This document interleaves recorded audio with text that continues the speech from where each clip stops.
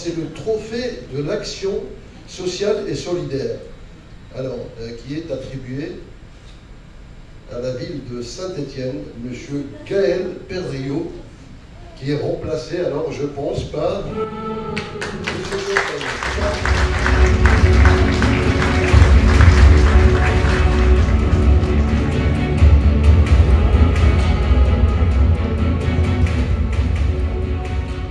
Alors effectivement, je ne suis pas Gaël Perdriau, vous aurez noté la différence capillaire, mais voilà, il s'excuse, bien sûr, il est présent à Nantes pour les rencontres annuelles de France Urbaine.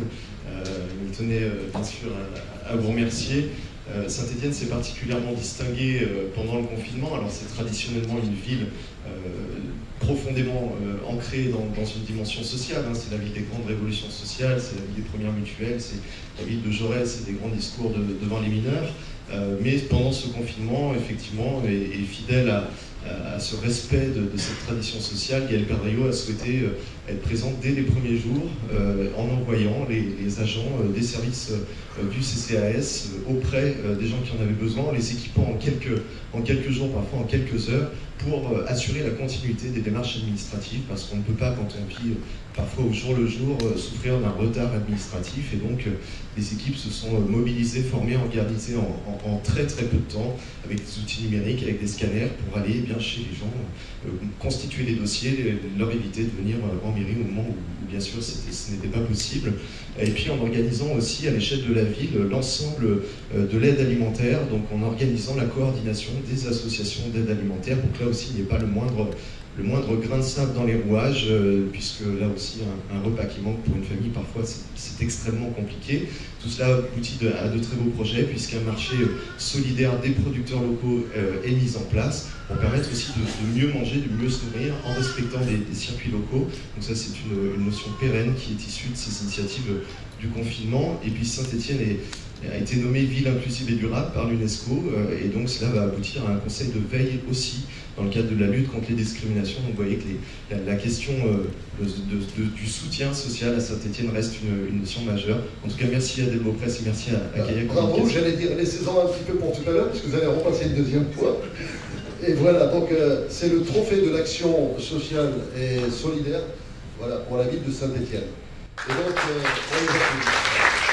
Évidemment, c'est une très grande fierté de constater que cet engagement social, notamment pendant le confinement, auprès des plus fragiles, a été honoré aujourd'hui. Et puis, cette reconnaissance aussi de nos projets culturels qui favorisent l'accès de la culture à tous, l'accès aussi à ce qu'on appelle en bon français l'empowerment, c'est-à-dire la capacité à chacun de s'emparer des sujets d'actualité et notamment de lutter contre les fake news en se faisant confiance et en faisant confiance à son propre jugement à travers un très beau projet de culture scientifique, technique et industrielle. Donc merci pour cette très belle reconnaissance qui nous encourage à aller toujours plus loin. Deuxième trophée pour la ville de Saint-Étienne. Donc alors le trophée de la création culturelle, voilà, représenté une deuxième fois par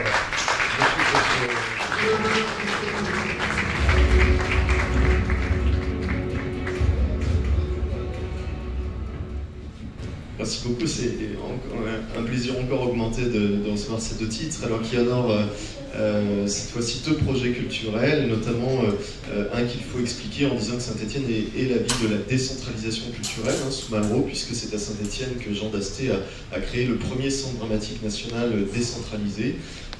Et donc c'est la Comédie de Saint-Étienne qui aujourd'hui bénéficie d'une réputation qui n'est plus à présenter, a déménagé en 2014 dans un bâtiment entièrement neuf, rénové et magnifique. Et donc Gaël Perdriau a choisi dans l'ancien bâtiment de concrétiser finalement le rêve de Jean Dasté en créant un lieu dédié au spectacle vivant, accessible à tous, du plus jeune âge jusqu'à nos aînés, dans lequel 15 structures de spectacles vivants sont réunies, de compagnies émergentes que nous accompagnons dans leur structuration jusqu'aux formations les plus exigeantes du conservatoire à rayonnement régional qui prépare aux grands concours nationaux.